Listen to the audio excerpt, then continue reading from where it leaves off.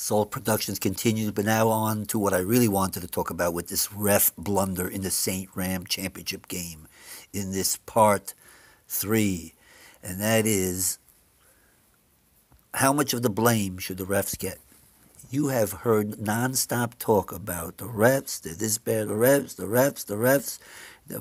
They cost the Saints the Super Bowl. How much, does that mean you're giving the refs all of the blame?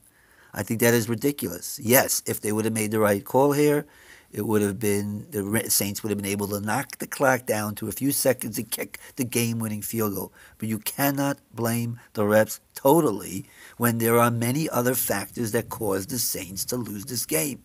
So we're going to go through some of those factors, some of those other factors, and let's spread the blame out. And then if you want to figure out how much percent after that, figure it out. But it ain't 98%, which is the odds of the Saints winning had they got this call right. I know there would have been a finality to this call, but they, like many have pointed out, they could have been up by more in the first half. After this bad call, it's still a tie. They kick a field goal, and they could have held the Rams from coming down and get a game-tying field goal. They could have won the game in overtime. All those are other factors in why the Saints lost. So let's look at how bad Brees was in the fourth quarter of this game. Now in this game, he happens to get lucky here. Did you hear Aikman say that? He thought that ball was going to be intercepted. And correctly so,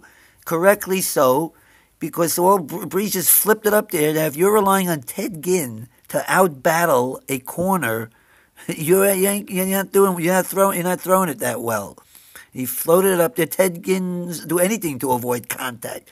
That corner, all he had to do was fight for the ball. As Aikman pointed out, he's acting as if there's nobody else there and trying to catch it in his stomach. If he just goes up and fights Ginn ain't coming down with that ball. But anyway, here's where, that's just one bet, just showing you that even when he completed it, it wasn't a good pass.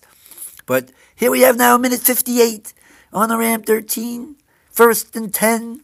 Rams with two timeouts, and tie game. Let's do it. Let's run it. This is really low tech, but it's solid analysis.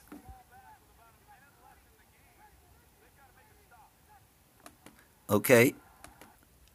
Oh, man, I paused it at the wrong time there. Let's run that again. Tell me if you've ever seen Drew Brees ever miss on a throw like that. Look at this, wide open.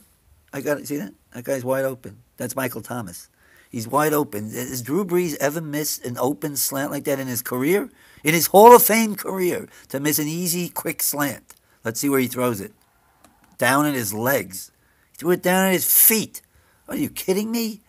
And now if he completes that, Thomas on the move, that's at least 5 yards, possibly 10, possibly a touchdown. If the Rams get a first down here, they obviously win the game because then they can milk the clock down and get that same field goal with seconds remaining and go on to Super Bowl 53. Instead, Brees misses that pass. This is 2 plays before the controversial one. Oh, by the way, it was the proper call by Sean Payton to throw the ball here. Let me explain. There were many that were saying, why don't they just run 3 times, kick the field goal, and win? As if like they could milk the clock down all the way to, you can't milk the clock down to a few seconds here. The Rams, I said, had 2 timeouts. You can get the clock down to 50 seconds before the Rams would get the ball back and the Saints would have a 3-point lead. Do you really want to give the Rams with their offense 50 seconds to get a game-time field goal? That's called conservative play calling that has killed coaches forever. Sean Payton is not that type of coach. Sean Payton is aggressive, properly in this case, because you don't want to give the Rams 50 seconds.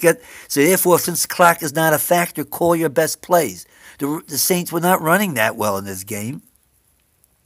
And right here, I think the best 3 calls, without thinking of the clock, is a pass play on first down, which will catch the Rams by surprise. And it was wide open. The stunning part was that Brees missed it, not that they called a pass play.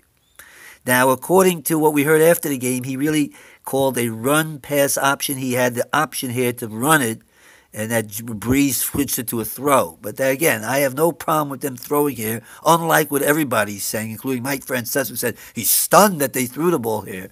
I'm stunned that he's stunned that they threw the ball here.